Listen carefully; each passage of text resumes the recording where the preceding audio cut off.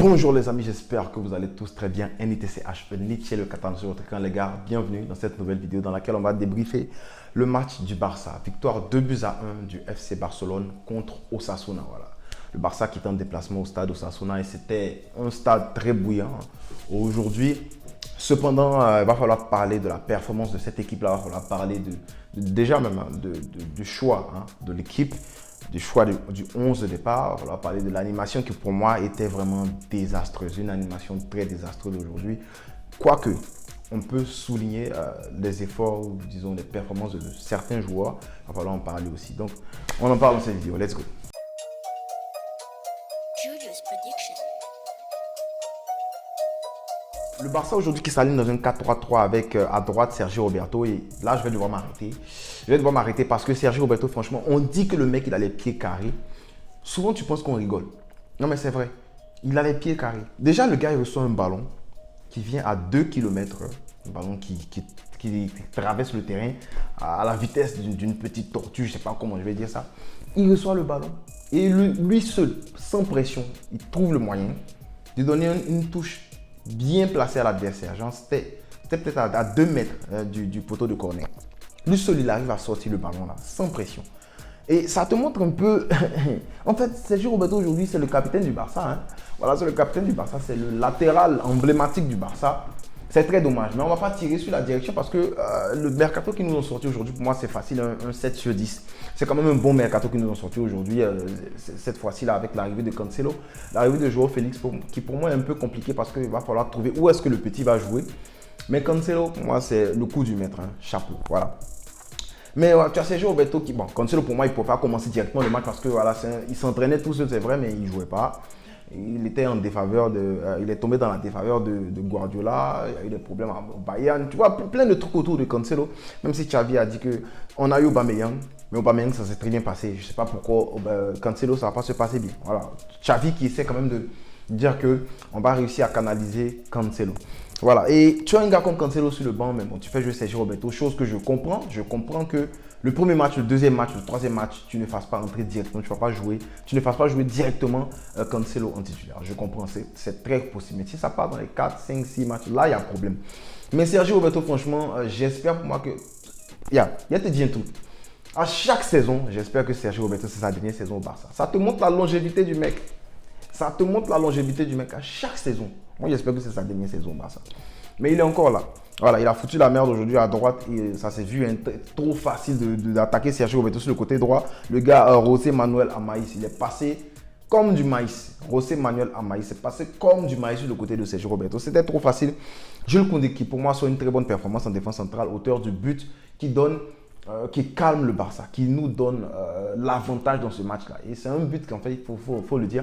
Je ne sais pas ce qu'il a dit à Gavi, mais il a dit au petit Gavi, le ballon va venir, il faut faire comme ça en fait. Le ballon arrive, c'est lui qui marque. Donc, on va lui donner le bénéfice du doute. On va dire que c'est sa stratégie qu'il a mis en place avec Gavi qui a fait qu'il a marqué. Il m'en fout. Voilà, il a parlé à Gavi, c'est parce qu'ils se sont dit, Gavi a bougé, il a marqué. Beau but, voilà. Donc, celui qui libère le Barça aujourd'hui en premier mi-temps, c'est Jules Koundé. Voilà. Donc voilà, avant de faire le break, c'est Jules Koundé qui vient, qui délivre le Barça sur un très beau centre de Gundogan. Voilà, il y a Christensen qui a joué à gauche aujourd'hui, le défenseur central gauche qui pour moi était quand même c'était correct parce que ça fait, je crois, il revient de blessure lui aussi. Donc voilà, il n'a pas fait un match horrible. Et Baldé qui a pris un carton jaune, Baldé qui était à gauche, aligné à la gauche de la défense, qui n'a pas été auteur d'un match, voilà, d'un match à la Baldé, un match qu'on attend de lui. Pourquoi? C'est parce que sur le côté de Baldé, tu as un gars devant là-bas qui s'appelle Gavi, qui n'est pas ailier, qui est milieu. Gavi, attention, qui a fait un bon match. Mais il n'est pas ailier. Du coup, ça laisse à Baldé le couloir tout seul. Et Baldé, ce n'est pas encore une piston. Il n'a pas encore assez d'expérience pour gérer ses efforts, choisir ses combats, choisir à quel moment je monte, à quel moment je descends, à quel moment je fais la passe. Il n'est pas encore là. Voilà, il est jeune, il est très rapide dans le cerf. Il a la fougue, il est vif, il est véloce. Mais il lui manque beaucoup de choses encore. Donc, tu te rends compte que sur le côté là, le petit Baldé était quand même, il était seul. Voilà, donc c'est normal que voilà, il floppe de temps en temps sur le côté gauche. Il n'a pas d'expérience, il n'est pas piston et il n'est pas accompagné d'un ailier. Le problème que je trouve, le truc que je trouve dommage en fait, c'est que Xavi n'a pas été en mesure de dire, écoute, au lieu de jouer avec 4 milieux, on va jouer avec 3, on va faire jouer Ferran Torres. Mais on va jouer quelqu'un à gauche. Ferran Torres, il peut jouer à gauche, même si c'est à droite qu'il est excellent. Voilà, on a laissé partir Abdé et Ansu Fati, donc il va falloir trouver un moyen de faire jouer quelqu'un à gauche. Je ne dis pas qu'il fallait mettre Joao Félix, parce que Joao Félix vient d'arriver au Barça et je lui donne du temps avant de 2 ou 3 matchs, comme je l'ai dit, avant de demander que Joao Félix soit titulaire. Donc, Gavi à gauche, Gavi qui fait un bon match, mais je pense que Gavi qui fait un bon match à gauche, ça envoie à ce que Baldé ne fasse pas un bon match, parce que Baldé n'est pas soutenu sur le couloir gauche. Au milieu, je pense que le trio au milieu était parfait. Gundogan, Romeo et puis Frenkie de Jong. Romeo qui fait vraiment beaucoup de récupération. Franchement, le gars là, il a une certaine assise défensive, il a une certaine assurance quand il est là, quand il a le ballon et tout, même dans les duels 1 contre 1. Franchement, jusqu'à preuve du contraire, c'est un bon transfert. Franchement, c'est un bon transfert. Voilà, il a eu 2 passes clés. Et puis, il a fait quand même 78 touches. Il faut respecter notre Oriol Romeo. Voilà, Rimka, comme j'aime bien le dire. Oriol Romeo, c'est 4 tacles réussis dans ce match-là. Voilà. Pour moi, il fait un très bon match. Même si ce n'est pas lui qui fait progresser le ballon, on a vu que c'était Frenkie de Jong qui descendait deep pour récupérer le ballon. Vu que Frenkie de Jong, voilà, il est bon balle au pied et il fait progresser le ballon. Oriol Romeo a été très bon dans les phases défensives et même dans les phases offensives où il faut changer le jeu et tout. Je me rappelle d'un changement d'aile qu'il a fait sur Gavi qui n'a pas atteint la destination. Mais je pense que Oriol Romeo, voilà, il fait quand même du bien à ce Barça-là. Ilkay Gundogan aussi qui fait quand même du bien, même s'il a raté un tapin là. Franchement, c'était mieux, on allait le tapiner lui-même. On allait le taper lui-même. Parce que le tapin qu'il a raté, franchement, ça m'énerve. Il voulait faire son extérieur. Extérieur de quoi là? Mais foudroie-moi ce gardien, on va quitter là. Oh. Anyway,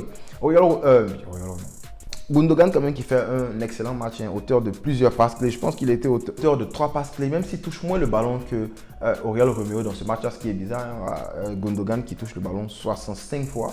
Mais je pense qu'il a été, à chaque fois qu'il a touché le ballon, franchement, il a apporté quelque chose de bien. Et il apporte ce contrôle là au milieu. Voilà. Un contrôle qui était déjà là, vu que le Barça devrait normalement contrôler le match contre Osasuna. Mais on a vu que ce n'était pas vraiment le cas durant tout le match. Frenkie de Jong, pour moi, masterclass au milieu. Pour moi, c'est lui l'homme, le chef d'orchestre de ce milieu-là. En fait, ça a été lui le chef d'orchestre de ce milieu-là au Barça. Pourquoi? Parce que c'est lui, selon son nombre de touches. Prenez le nombre de touches de Gundogan plus le nombre de touches de Oriol Romeo. Et puis tu as le nombre de touches de Frenkie de Jong qui touche le ballon 135 fois. Dans ce match-là, il joue 90 minutes et franchement, voilà, il a failli marquer. Il a touché le poteau, beaucoup de passes clés, il commet des fautes intelligentes. Franchement, ce gars-là, voilà, dans ce match-là, pour moi, c'est lui l'homme de ce milieu-là, Frenkie de Jong. Devant, tu as eu Lamine Yamal qui était à droite, qui n'a pas fait un match comme celui de la dernière fois. Et c'est très normal. Lewandowski l'a déjà dit, c'est un jeune. Le petit, il ne faut pas te dire que le petit là, c'est lui qui va allumer la foule tout le temps. Non, c'est pas tout le temps. C'est pour ça que je ne veux pas que Lamine Yamal soit tout le temps titulaire. Parce qu'il ne faut pas cramer le jeune. Il faut le laisser être un jeune comme Lewandowski a dit. Remettons notre Rafinha, notre Pakistanais préféré. Et puis, Lamine Yamal va apporter quelque chose du banc. Moi, c'est ce que je veux. Je ne veux pas qu'on crame le petit déjà. Il est fort. C'est le meilleur jeune talent que le Barça a actuellement, mais que le Barça n'ait vu. On ne peut pas le savoir vu qu'il n'a pas encore fini sa carrière. Mais je pense que le petit Lamine Yamal, il faut le préserver des médias, des blessures, de la pression. Voilà, il ne faut pas qu'on le laisse porter l'équipe tout le temps. Il a fait ça la dernière fois. Voilà, il ne doit pas le refaire aujourd'hui. Ça ne doit pas vous surprendre qu'aujourd'hui, Lamine Yamal n'ait pas une note de 9 sur 10 ou bien ne soit pas homme du match parce que c'est un jeune. Voilà, donc je comprends parfaitement. Pour ça que je veux le préserver. Je ne veux même pas qu'il soit titulaire tout le temps. Voilà, et aussi, quand il est titulaire tout le temps, il y a un message que tu envoies à Rafinha derrière. Rafinha que tu as acheté pour 70 millions d'euros. Si tu le poses sur le bon programme, Lamine Yamal, tu dévalorises Rafinha. Tu ne pourras pas le revendre dans la foulée. Et puis voilà, c'est un joueur qui a quand même un long contrat avec le Barça. Tu comprends ce que je veux dire? Donc il faut savoir, faire l'équilibre, il faut savoir faire la part des choses entre les deux joueurs là. Lewandowski qui est auteur d'un but aujourd'hui. Et voilà, le raté qu'il manque. Bon, le but qu'il manque, mais le raté qu'il nous sort. Un peu de pléonasme, ça fait pas de mal. Frérot, je ne sais pas quoi je t'ai dit. Parce que je me suis levé, j'ai failli casser la télé ici. Non mais Lewandowski, poteau. Le poteau, le gardien, il est de l'autre côté, il est à Vavois. Le poteau est là. Le gardien, il est à Bentaou à Vavois. Il n'est pas là. C'est-à-dire qu'il n'est pas là. Le ballon revient vers toi. Mais frérot, petit tapis dans te demande de faire là, tu n'es pas marqué. Non, mais Lewandowski, il a chauffé mon corps aujourd'hui. Là, il m'a énervé même.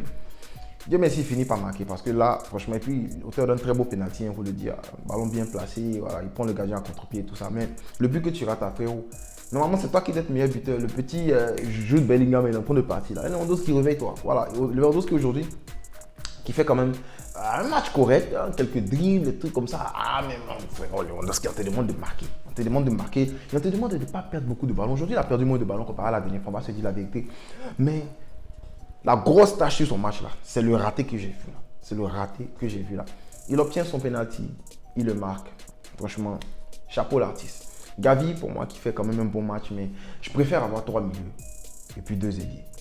À voir qu'est-ce que Xavi veut faire, qu'est-ce que Xavi va faire de Joao Félix, même si ce n'est pas lui qui voulait Joao Félix, je pense que c'est la direction, c'est Laporta hein, qui le voulait depuis longtemps. À voir ce que Xavi va faire de Joao Félix. Mais j'ai hâte de voir en fait à gauche quelqu'un qui est déstabilisateur un peu comme Lamine Yamal. J'ai hâte de voir ça à gauche.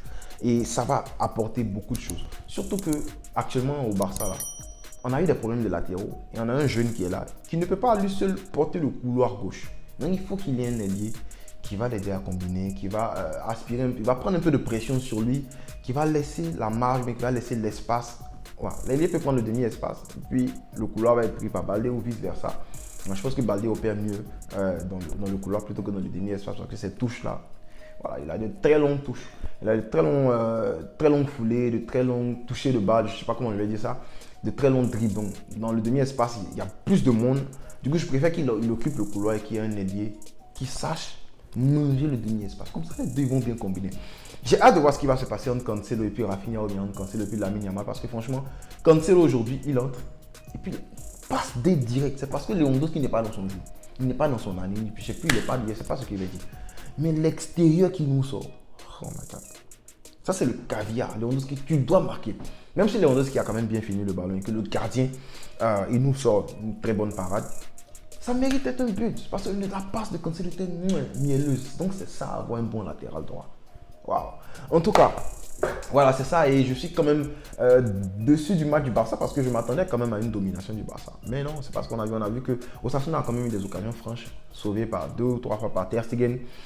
Le but de Avila, par exemple, c'est un but où je trouve que la défense était trop passive. On a laissé le gars charger. Il a chargé, il a déchargé au moins 2 fois sa frappe avant de tirer. Bon, Alejandro Balde qui est en face de lui, mais qui manque beaucoup d'expérience. Sinon, normalement, là, comme Kalidou Koulibaly a fait la dernière fois à Napoli, tu pousses Alejandro Balde, va défendre sur lui là-bas. Tu lui donnes 2 mètres, 3 mètres, pourquoi? On est attentiste. Les autres aussi, c'est pareil. Ils sont là, ils sont comme ça. Mais sortez, il a armé sa frappe 2 ou 3 fois, on l'a regardé, il a bien placé. Donc, on a été très attentifs sur ce but-là. Et puis, il y a même Nigo Martinez qui est rentré, qui a voulu nous voir. Toi, là, on t'a regardé. T'es tout que tu fais là. On va faire ça sur nous aujourd'hui. Bref, donc c'est un match du Barça. On est content de prendre les 3 points, il faut le dire. Mais dans le contenu, je trouve qu'il y a beaucoup de choses à faire. Beaucoup de choses à faire. Aujourd'hui, Osasuna, ils ont joué à presque 6 derrière. C'était pas un bloc bas. C'était pas un bloc bas et puis très compact. Ils ont quand même monté la ligne. Ils sont sortis pour nous attaquer et tout. Il faut qu'on soit très bon en contre-press. C'est-à-dire qu'ils ont pris le ballon, on récupère le ballon, on va leur faire mal derrière. Il faut qu'on soit très bon en contre-pressing. Il faut qu'on soit très bon en contre-attaque. Et puis voilà, il faut faire plus attention lorsqu'on défend. Il ne faut pas donner trop d'espace au gars pour amener sa frappe. On sait qu'on a une bonne défense, un bon gardien. Mais ça ne sert à rien tout ça si on laisse le mec charger sa frappe comme s'il était à l'entraînement. Bon sang. Donc voilà, c'est ce que j'avais à dire par rapport à ce match-là. Je suis quand même, j'ai hâte de voir ce que Xavi va faire sur le côté gauche parce que franchement, ça demande du boulot à gauche là-bas. Xavi qui s'énerve tout le temps parce que les gamins là, ils perdent le ballon, mais en même temps, c'est toi qui les mets. Donc voilà, je sais pas quoi dire quoi, je sais pas quoi dire. Il va falloir savoir que je suis pas contre Xavi. Non, moi je suis pas un anti-Xavi, je suis pas un pro-Xavi, je suis pro-Barça. Donc ce qui va aider mon club à avancer, c'est ce que je vais préférer. On a les yeux sur Xavi, je pense qu'il a une très bonne équipe pour ne pas aller en Europe et peut-être pour aller même en quart de Champions League. On va voir ce qui va se passer, mais la poule est abordable. Normalement, on devrait sortir de poule sans problème. Il faut le dire. Si ça doit mettre la pression aux gars, il faut le dire, mais on devrait sortir de poule sans problème et puis aller en 8e de finale. Allez, soyons premiers et puis allons dealer avec ça, avec les mecs là devant. Donc voilà ce que j'avais à dire. Dis-moi en commentaire, c'est qui le top de ce match-là. Moi, je vais dire facilement, je peux dire De Jong facilement, mais c'est quelqu'un au milieu. Si ce n'est pas De Jong, Ça peut facilement être Gundogan aussi. Voilà. C'est l'un des deux que je vois. Même si Koundé, pour moi, il fait un excellent match dans les récupérations. Voilà, c'est un grand être défenseur parce qu'il fait un très bon match. Il marque un but et puis voilà, ça peut aussi être Koundé. Donc dis-moi en commentaire c'est qui ton homme du match. Voilà, moi j'ai donné 3 noms. Je serais content de lire ton commentaire et puis bien sûr te répondre. N'oublie pas de liker, partager, puis abonne-toi si tu aimes mon contenu. On ne cessera jamais de le dire. Pisca! Elbas.